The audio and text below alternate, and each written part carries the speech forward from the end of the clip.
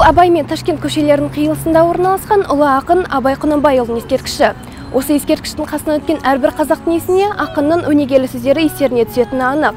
Өйткені бүгінгі 21 ғасырға дейін Абайдың нақыл сөздері өзінің құндылығын жойған жоқ.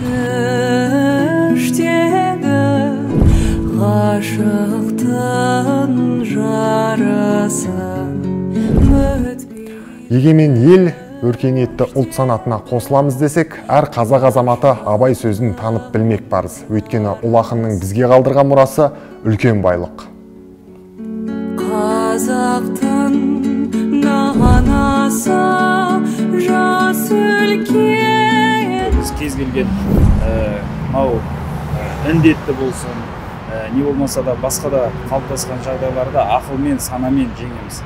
Егерде Абай күрескен надандықпен жүретін болсақ, біз бұл ешқандай індетті де басқа нәрсені де жеңе алмаймыз.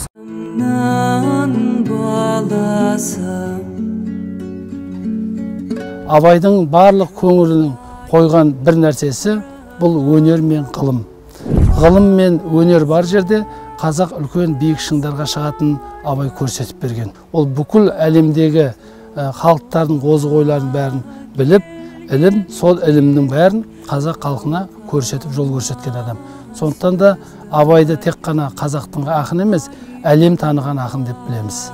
Келгенде қалқама сөз дайын.